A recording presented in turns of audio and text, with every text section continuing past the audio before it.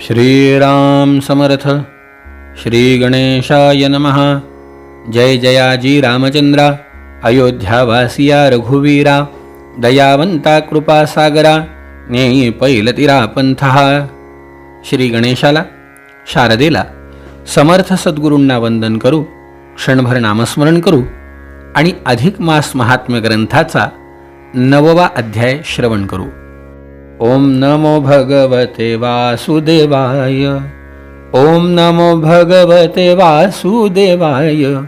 ओम नमो भगवते वासुदेवाय. ओम नमो भगवते वासुदेवाय. ओम नमो भगवते वासुदेवाय. गोपाल कृष्ण भगवान की जय. श्रोते हो, नमस्कार. लक्ष्मी भगवंताला म्हणाली, श्रीरुवाच देवदेव दया सिंधो. देवा, लक्ष्मी वदेजी स्वामीनाथ, देवदेव जगन्नाथ, अवधान देजे वचनार्थ, अनाथनाथ दया सिंधू. हे देवा, या मलमासाचे उपोषण करावे काय कारण, याचे निवेदावे कथन, कवन तरोन गेला असे. आपण अनेक व्रतांचं महत्त्व सांगताय. माझी इच्छा आहे, या महिन्यामध्ये उपवास केल्याचं, उपोषण केल्याचं काय पुण्य आहे. मग वदे तेव्हा श्रीधर, ऐक प्रश्नाचे उत्तर. मुख्य दयावंत अंतर, असोने निर्भरे सिंहो. उपवास करायचं पुण्य आहे, पण ते पुण्य आपल्या पदरात पाडून घेत असताना ज्यांनी उपवास करायचा त्याचं अंतःकरण दयावंत असलं पाहिजे. दया असे जयाचे हृदयी, तया ते घडे सर्व काही. दयावंत अंतःकरण असलेल्याला सगळी साधनं सहज घडतात. भूतमात्री दया ज्याते, सर्व साधने घडती त्याते. जेणे जाती मोक्षपंथे, तपसामर्थ्य आगळा. मोक्षपदाला जायचं असेल तर तपाबरोबर अंतःकरणामध्ये दया असलीच पाहिजे. सर्व धर्मा माझी उत्तम धर्म, मुख्य धर्म तयावरी दया आणि क्षेम. अन्नदान अतिउत्तम, विशेषाहुनी विशेष. अनेक गोष्टी दान करण्यासारख्या आहेत. विशेष दया आणि उपोषण हे दोन्ही ज्याच्याजवळ आहे. काय बरं त्याच्या जीवनात घडतं तर, उत्तर देशी नर्मदा तीरी, महिस्मृती नामे नगरी. तेथील एक ब्राह्मणाची नारी, वैधव्य निर्धारी ती येते. नर्मदा काठावर असलेलं महिस्मृती नामाचं नगर, तिथे वैधव्य प्राप्त झालेली एक ब्राह्मण स्त्री. भ्रातारा विरहित कामिनी, आप्तवर्ग नसेची कोणी, नातेवाईक नव्हते. पती निधन झालं होतं. तामसी परम कोपिष्ट, तामसी होती, कोपिष्ट रागवणारी होती. विधवा असोनी रागीट, तपश्चर्या करी श्रेष्ठ. काया कष्टे कष्टवीत असे. तप करत होती पण स्वभाव तापट होता. तपश्चर्येचं फळ, अनेक गोष्टी तिच्याजवळ चांगल्या पण होत्या, पण राग फार होता. तव पातलिया मलमास, अधिक महिन्याला नर्मदा तिरी जातसे स्नानास. नक्त नेम करी उपवास, रोज स्नानाचा आणि उपवास करण्याचा तिचा नियमच होता. 1 महिना पूर्ण झाला. 1 महिना पूर्ण झाला.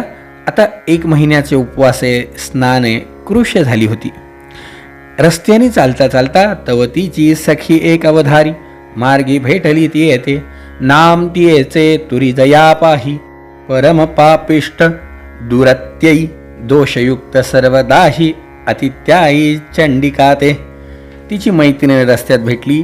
ती तर कधी तिने देव नाही, धर्म नाही, आचार नाही, विचार नाही. ती तर पापिष्टच होती. कायम तिच्यामध्ये नकारात्मक ऊर्जा, कोणतीही गोष्ट तिच्याकडे फार चांगली नव्हती. योगायोगाने दोघींची भेट झाली. हिला पाहिल्यावरती मात्र तिचं अंतःकरण आतमध्ये तळमळलं. तिने पाहिलं, बाई, खरंच मी किती अभागी आहे ग. आज तू एवढं पुण्य केली, स्वतःचा देह पुण्य करण्यामध्ये आपला झिजवला. खरंच माझ्याकडनं कधीच असं झालं नाही. असा तिच्या मनातला भाव तिने आपल्या मैत्रिणीजवळ बोलून दाखवावा आणि मैत्रिणीच्या मनामध्ये दया उत्पन्न व्हावी. किती योगायोग आहे. पहा कर्माचे विंदान, किती माझं कर्म वाईट आहे ही ती बोलत होती सारखं. पोटी न रिघे संतान, मला कधी दान नाही, धर्म नाही, पोटी संतान नाही. पुढे आता माझं जीवन कठीण दिसतंय. निपुत्रिका ते नाही गती. आणखीनच दुःख म्हणजे ती सांगायला लागली की बाई, तुला माहिती आहे निपुत्रिकाला गती नाही, मीही पुण्य केलं नाही आणि पुढे कोणी मला नाही तर त्याच्या पुण्याने पण माझा उद्धार होईल. आता असं माझ्या जीवनामध्ये काही मला दिसत नाही. तू मात्र पुण्यवान आहेस, तू मात्र पुण्यवान आहेस, असं ती सारखं म्हणत होती. त्यावेळेला हिच्याही मनामध्ये दया उत्पन्न झाली आणि हिच्या मैत्रिणीने बघितलं. हाती होते गंगा जळ, सवेची होते कर्दळी फळ, मग सुदेले हो तात्काळ, करी जाण तियेचा. तिने बघितलं, हे बघ, हातामध्ये गंगेचं पाणी घेतलं, कर्दळीचं फळ घेतलं आणि हातात पाणी घेऊन तिने बघितलं, हे बघ, 1 दिवसाचे व्रतपुण्य तुझं लागी केले अर्पण, येणे हो तुझं कल्याण, झाले उत्तीर्ण सर्वस्वेही. हिने बघितलं, हे बघ, मी 1 दिवसाचं माझं जे काही महिनाभर पुण्य केलं त्यातलं 1 दिवसाचं पुण्य मी तुला समर्पण करते, असं म्हणून तिने हात पुढे केले. तिने हातावर फळ घेतलं आणि काय मंडळी, आईसे वदोन ते अवसरी, फळासहित उदक करी, घालिताची ते नमस्कारी, कृतकृत्य झाले म्हणून या. हिने पाहिलं, बाई कृतकृत्य झाले. खरंच काय आज कोण कोणासाठी काय करतं, पण तू मला हे फळ दिलं असं म्हटली. साष्टांग तिने नमस्कार घातला आपल्या मैत्रिणीला. अशी घटना घडली आणि तेवढ्यात मनी चमत्कारी ब्राह्मणीन, वरते पाहे जो विलोकून, तो तात्काळ पावले विमान, स्वर्गाहुनी तात्काळी. मैत्रिणीने पाहिलं, ही नमस्कार करतीये, वरतून एक विमान आलं आणि त्या विमानामध्ये या मैत्रिणीला बसवलं आणि विमान तिला घेऊन चाललं. तिने हात जोडून त्या विमानातनंच बघितलं, अहो धन्य धन्य तू परोपकारी, तपस्विनी माझी तू खरी, प्रचित आली आज खरी, सद्गद अंतरी होत असे. मनामध्ये अंतरात विचार करते, खरंच बाई तुझे उपकार आहे, किती तुला त्रिवार करू नमनाते. तिने साष्टांग नमस्कार घातलेलाच होता. पुन्हा पुन्हा नमस्कार करत होती आणि विमान गेले स्वर्गपंथे. विमान स्वर्गपंथाने निघून गेलं. मनामध्ये मात्र आता ही विधवा स्त्री विचार करायला लागली, मी एवढं पुण्य केलं, एवढं पुण्य करून अहो हिला मी 1 दिवसाचं पुण्य दिलं, ही तर परलोकाला निघून गेली. आता एवढं मी पुण्य केलं पण काय उपयोग. आता कवण करावा उपाहो, काय उपाय करू, कैसेने लागेल माझी सोय, ऐसे उकल विरुधय, मुमुक्षु पाहे या नावे. मनामध्ये विचार करते की माझा उद्धार कसा होईल आणि माझा उद्धार का नाही झाला. अहो 1 दिवसाचं पुण्य मी दिलं तर हिचा उद्धार झाला, माझा का उद्धार नाही झाला. तिच्याही मनामध्ये प्रश्न सुरू होता. आपल्याही मनामध्ये हा प्रश्न उद्भवणं साहजिक आहे मंडळी. फार सुंदर शास्त्रकारांनी सांगितलं की याचं कारण काय तर समूळ पापे असली या पाही, पुण्यलेश नेनेची काही, उपरती होता हृदय, उद्धरून जाई तात्काळ. जिने कधी आयुष्यात पुण्य केलं नाही पण तिला तिच्या केलेल्या पापकर्माचं मनामध्ये दुःख झालं. पुण्यकर्म करणाऱ्या माणसाच्या मनात सुद्धा कुठेतरी भाव शुद्ध होणं पण गरजेचं आहे. कर्माने पुण्य होतंय, शरीराने पुण्य होतंय, पण अंतःकरणामध्ये सुद्धा केलेल्या पुण्याचा कुठेही अहंकार नको. कुठेही मनामध्ये ते पुण्य करतोय त्याबद्दल आजकाल ते खूप झालंय. माणसाला माहिती आहे, माणूस करतो थोडं, बोलतो खूप. बरं जाऊ द्या, बोलतो तरी, जे करतो त्याचा फार अहंकार मंडळी, फार अहंकार. नाही हो मंडळी, समूळ पाप असल्यावरती जे मनात दुःख होतं ना, त्या दुःखानीच पापाचा अर्धा क्षय होतो. आपल्याकडे गुरुचरित्रात पण फार सुंदर सांगितलंय की मनामध्ये पाप आपण जे केलंय ते अंतःकरणी असेल खोचले. सगळ्यात पहिलं पश्चाताप ही पापाची शुद्धी करण्याची साधी सोपी प्रक्रिया, की जे केलं त्याचं वाईट वाटलं पाहिजे. पुण्य करणाऱ्या माणसाला वाटतच नाही आपण काही चूक करतो, त्याला तर उलट आणखीन वाटत असतं की मी किती पुण्य करतो. समूळ पापाचा ठेवा, अर्धलेश पुण्य वट बरवा, तो कैसेने तळो पाहे जीवा, करू नये हेवा दुजियाचा. समूळ पाप जेव्हा झडे तेव्हा पुण्यलेश अंगी जडे, उद्धारा गती समगरूकडे, जाता विलंब न लागेची. अजिबात विलंब लागत नाही, एका क्षणामध्ये त्याचा उद्धार होतो ज्याच्या अंतःकरणाची शुद्धी होती. मनामध्ये विचार करतच होती. काळ पुढे पुढे चालला. मंडळी जी स्वर्गामध्ये गेली.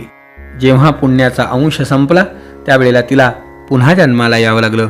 पण भाग्य, काही जे पुण्यपदरी होतं त्याचा प्रभाव गंगेच्या काठावरती एका विप्राच्या घरी जन्म मिळाला. तिचं नाव काशीनाथ असं ठेवलं गेलं. ब्रह्मचर्य सांभाळून कालांतराने पुण्य करायला हा लागला. तेव्हा हीच वैधव्य प्राप्त झालेली स्त्री म्हातारी झालेली होती. पण अनेकांसोबत तीर्थयात्रेच्या निमित्ताने ती अनेक क्षेत्र करत करत काशीला आली. तेव्हा विश्वनाथाचं दर्शन घेतलं. त्यावेळेला हा काशीनाथ विप्र तिथे भेटला. पुण्यपदरी होतच मागच्या जन्मीचं पुण्याईच्या योगाने आठवण झाली की इने आपल्याला एक दिवसाचं पुण्य दिलं. म्हणून त्यांनी म्हातारीला थांबवून घेतलं, नमस्कार केला. आपण मला पुण्य दिलं त्या पुण्याईच्या बळावरती हा जो प्रवास झाला स्वर्गापासून पुनर्जन्मापर्यंत हा सगळा कथन केला. हे सगळं ऐकल्यावरती मात्र हिच्या मनात आणखीनच विषण्णता निर्माण झाली. मनामध्ये सारखी विचार करायला लागली आणि विचार करता करता मंडळी एक तंद्री तिची लागली. बस बाकी सगळं तिने आता बाजूला ठेवून दिलं. आणि तिची अवस्था बस आता एकच, देवाचं नाव. इतका ध्यास लागला मनामध्ये. जे काही विषण्णता होती, जे काही दुःख होतं ते सगळं तिच्या मनातलं निघून गेलं. आणि जेव्हा ती अगदी स्वच्छ भाव जो देवाला अपेक्षित आहे त्या भावनेने तिचं युक्त जीवन झालं. तिच्या मनामध्ये निर्माण झालेल्या अनेक गोष्टींच्या चिंतनामुळे तिने केलेलं अघनाश झाला. आणि अघनाश झाल्यावरती भगवंत भूतकेवी झडपिती येते, ही तव झडपली महद्भूते, ऐसे वर्तता तेथे नवल, अद्भुत ते वर्तले. इचा पापलेश सरला, जिचा पापलेश सरल्याबरोबर भगवंतानी तात्काळ विमान पाठवलं. तिलाही दिव्य देह करून भगवंत आपल्या परमधामाला घेऊन गेले. हे काशीनाथ विप्राने पाहिलं. मात्र त्याच्याही मनामध्ये निर्माण झालं की खरंच आपणही काही केलं पाहिजे. त्यांनी पुन्हा चंद्रेश्वर नामक काशीमध्ये लिंग स्थापन केलं देवाचं.